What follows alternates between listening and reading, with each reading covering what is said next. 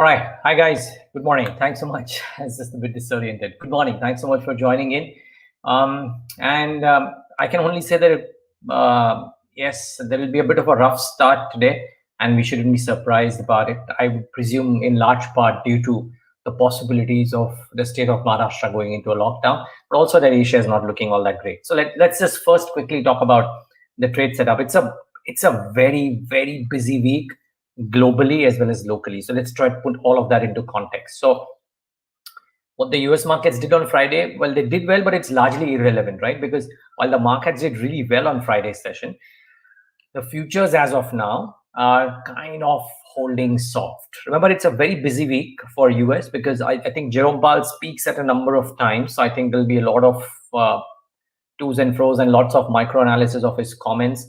There's also a busy earnings week for the US from a banking perspective. JP Morgan, Goldman, Bank of America, Citigroup, Morgan Stanley, BlackRock, all of these come out with numbers. So it's a very, very busy week. I mentioned Goldman as well. So it's a very busy week from an earnings perspective for the US. Now, that notwithstanding, and as I said, Fed is going to speak, but that all notwithstanding, the mood today, this morning, is somber in Asia. Most of the Asian markets struggle for direction. I mean, there's hardly a move there. Most of the stocks are down about a third of a percent, or rather, most of the indices are down about a third of a percent or 0.5% or thereabouts. And frankly, if you just look at the last few months, which is YTD, Asian stocks are trailing their peers in the US and Europe today. I can understand US, right? The economic data is ripping out there, but even Europe is doing much better than the Asian bourses. So that's something that is a telling statistic. But like I said, today, Asia is looking soft. China has got particular relevance today because of for Alibaba as well, and the stock has surged out there post the fine. But it's a hefty fine, $2.8 billion, nearly about 18 billion yuan or thereabouts. That's a crazy amount of fine that has been put on Alibaba. But also China showing the tech companies that they need to fall in line or fall by the wayside, so to say. And I think that's the thing. But I think there's a bit of a relief for investors because they know that now this is the amount that Alibaba will have to pay, and then things could be normal. So the shares out there have surged a bit, but yeah, that's a hefty fine. All right. The problem is for us, the SGX Nifty indicates what's the problem. We're down about 1.5% at start, 250 odd points lower for the SGX Nifty.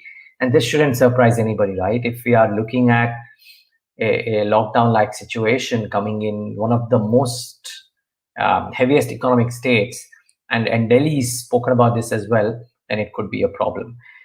Now, and therefore, maybe it becomes an extremely stock-specific market. I know a lot of long positions that were entered into in Friday's session would actually be facing a downward draft. So all of that is a problem. But keep in mind that this becomes more and more a stock-specific market and not as much an index-specific market. It's a busy week for India. IIP data comes out, I think, today. CPI inflation data for March comes out today, and the WPI inflation data comes out on Wednesday. So from a macroeconomic standpoint, I mean, it's a busy week for India, and I would presume that there's just no directional up move. When I was thinking about this yesterday, I was thinking there's no directional move on the market. Now I'm rephrasing it to no directional up move in the indices. But investors must still avoid taking large bets because at some point of time, markets will realize that you can't really negate the markets too much on the basis of a rising coronavirus pandemic, because the economic response will be much different currently versus what was their template the last time. So keep in mind that this is, as of now, it doesn't look like there is going to be a large directional move. We have this flash move today. It could continue for a day or two or three. We could correct 500, 600 points. Who knows? Maybe more. But I don't think there is a chance for a very large directional downward. So keep that in mind.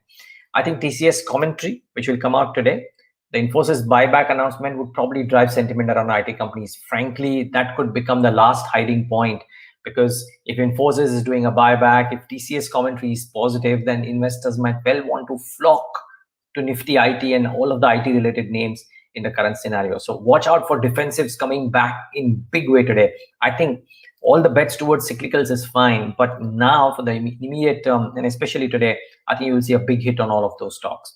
IT, FMCG might actually be your saving grace.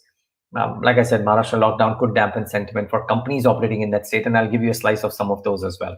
Well, it's a busy earnings week as well. TCS kickstarts, in formal parlance, kickstarts the earnings today. We've had a couple of small companies coming in, but this week also you have others like Infosys, Wipro, HDFC Bank on the index, and then Mindtree, Tata Metallics, ICICI Lombard, others coming out with numbers. It's not a hectic week, but it's a start wherein IT will set the stage for what will happen, and all eyes will be on HDFC Bank by virtue of uh, what's their commentary around the credit card business, because they're just not able to resolve that issue, right? They're not getting the regulators nod, and others are gaining at their expense. I hear that ICICI Bank and some of the others have actually gained meaningfully on that front. So it'll be interesting to see what happens there. Stocks to watch today. You watch out for Infosys. The buyback announcement is naturally a positive. They have announced this. I think April 14th is the board meet to consider the proposal for the buyback. It's also the meet for results, of course. But yeah, let's see what comes out of this. Now, I thought there are 2 or 3 notes that came out. I thought the CLSA note was pertinent, and therefore I'm bringing that. They are saying that their estimation of the size of the buyback is about $1 to $1.5 billion. Also assuming that they are saying that the buyback size would be this because the Infosys would also pay a dividend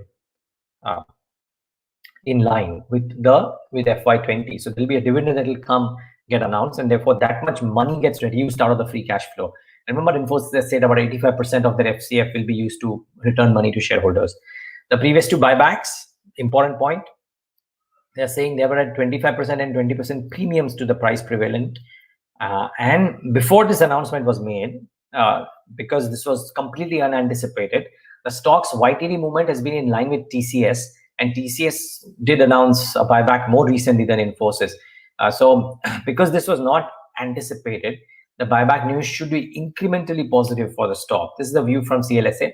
I don't think we need CLSA to tell us really that it is a positive news, but I think their numbers and the crunching that they've done is interesting, and which is why I thought it was pertinent to bring it out here. So watch out for Infosys today. Promises to be an interesting one. Balram Puccini, I thought the announcement was very interesting. They're saying that the board has approved a revised capex plans for 320 KLPD distillery to about 425 crores from the earlier approval of 320. So they are upping the capex. It's a revised capex.